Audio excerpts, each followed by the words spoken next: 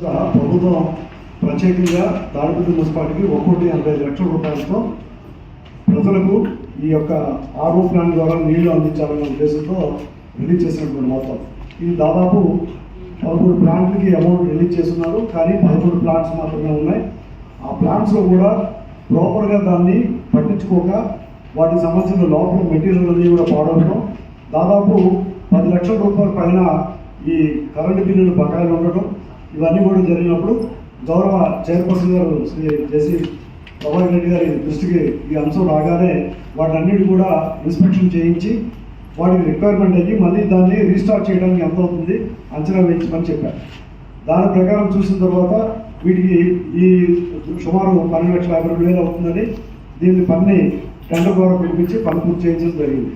దీన్ని గౌరవ శాసనసభ్యుల యొక్క సమయం తీసుకొని ఈ ప్లాన్స్ అన్నిటి కూడా మరలా మనం ఫంక్షన్లో తీసుకురావాలి.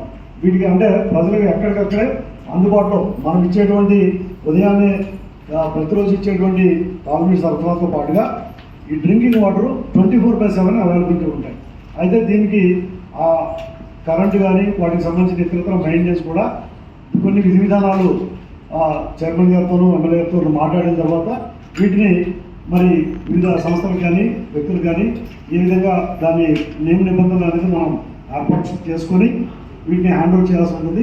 త్వరలోనే ఇది సార్ యొక్క ఆ డేట్ని బట్టి వెంటనే వీటిని ఫంక్షన్కి రెడీగా ఉన్నాయి. దీని ప్రకారం చేయించాల్సి ఉంది.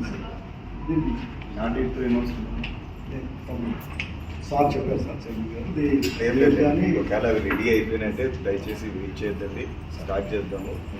నాకు ఒక చిన్న ఇది ఏంటంటే, నేను లాస్ట్ టైం చూసినప్పుడు చాలా బకాయిలు ఉంటుంది కరెంట్ ఎలక్ట్రిసిటీ 10 లక్షల రూపాయలు. ఏం ఇప్పుడు దాని సమస్య అంటే యాక్చువల్గా వాళ్ళు ఏంటంటే ఎవరికి హ్యాండ్ ఓవర్ చేస్తున్నారు ఏంటి అనేది కౌన్సిల్కి ఈ సబ్జెక్ట్ తీసుకున్నాను. హ్యాండ్ ఓవర్ పక్కన పెడతాం, కానీ దీన్ని ఎలా తీర్చిపోతున్నాం పాత బకాయిలు మనం అంటే ఇప్పుడు మనం స్కూల్స్కి వాటికి ఎలా అయితే మనమే పే చేస్తున్నామో ప్రాపర్టీ మంది సార్ 1,80 లక్షలు మెయింటెనెన్స్ అంతా వేరే వాళ్ళు తీసుకున్నారు కదా, అది తీసుకున్నారు సార్. అది ఎవరికి ఇచ్చారు అనేది కూడా ఎక్కడ ఒక రిటర్న్గా పేపర్ స్టేట్మెంట్ కూడా లేదు. కానీ వాళ్ళని అడిగితే తాళాలు మా దగ్గర ఉన్నాయి సార్ తీసుకెళ్ళండి అని ఇచ్చారు తప్ప దీని కరెంటు బిల్లుకి ఎవరు బాధ్యత వహిస్తారు, లోపల ఆర్ఓ ప్లాంట్లో మిషనరీ పోయింది ఎవరు బాధ్యత వహిస్తారంటే ఏ విధమైనటువంటి సమాధానం కూడా చెప్పలేదు.